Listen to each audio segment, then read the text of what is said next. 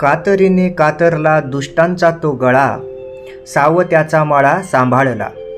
कातरीने कातरला रावणाचा मळा, लंकेचा डोंबाळा तिने. संतू म्हणे कातर आणील जो ध्यानी, आवडेल तो प्राणी सर्व जगा.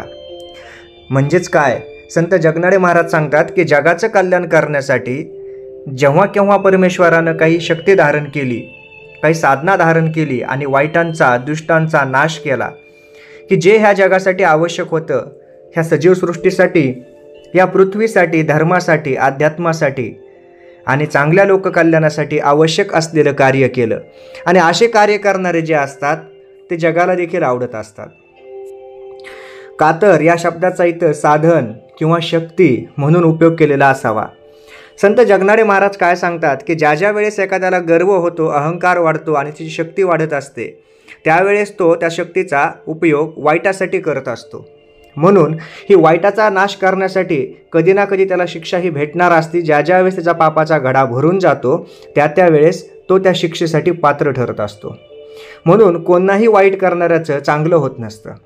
आयुष्यात देखील आपण चांगलंच कार्य करत जाऊ आणि चांगल्या सन्मार्गानं सत्मार्गानं जीवन जगावं, जेणेकरून आपण देखील या परमेश्वराचे लाडके बनू, न की परमेश्वर आपला यांच्या दुष्टांसारखा संहार करल.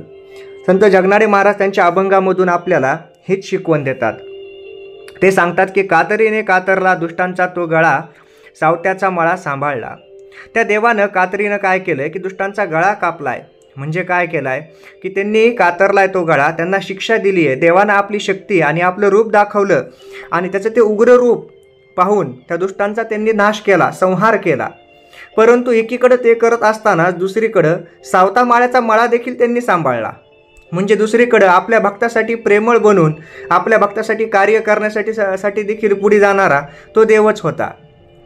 कातरीने कातरला रावणाचा मळा, लंकेचा डोंबाळा तिने.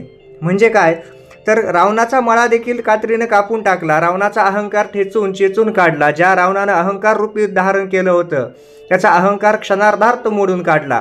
आणि त्या लंकेचा मात्र खेळखंडोबा करून टाकला. जी लंका म्हणजे सोन्यासाठी प्रसिद्ध होती तिला देखील जाळून टाकलं. त्या लंकेचं नामनेश नाही सोडलं, त्या लंकेला वाईट नाव ठेवण्यात आलं. अशा प्रकारे हे देवाची दोन्ही रूप आहेत. जरी आपल्याला प्रेमळ रूप दिसत असलं तरी दुसरं रूप मात्र त्याचं उग्र असतं आणि ते वाईट लोकांसाठी निश्चितच तसं कार्य करतं. संतू म्हणे कातर आणील जो ध्यानी, आवडेल तो प्राणी सर्व जगा.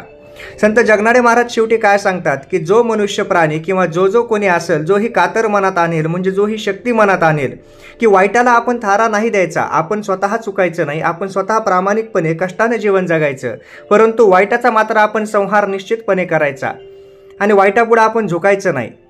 समाजासाठी आपण चांगलं कार्य करायचं, मानवतेसाठी आपण चांगलं कार्य करायचं. परमेश्वराचं, देवाचं नामस्मरण करून आपल्या सर्व चांगल्या गोष्टी आपण जपत जर गेलोत आणि ही कातर म्हणजे ही शक्ती जर आपण आपल्या अंगात आणली तर तो प्राणी सर्व जगाला आवडतो. कारण जगाच्या उद्धारासाठीच तो आलेला असतो, अशी धारणा असते. म्हणून माणसांनी देखील आयुष्यात पैसे कमवताना, संपत्ती कमवताना वाम मार्गाचा म्हणजे वाईट मार्गाचा अवलंब करू नये.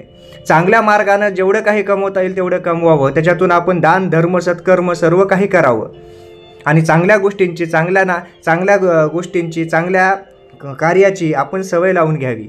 वाईट मार्गाला लागू नये. जय जय रामकृष्ण हरी.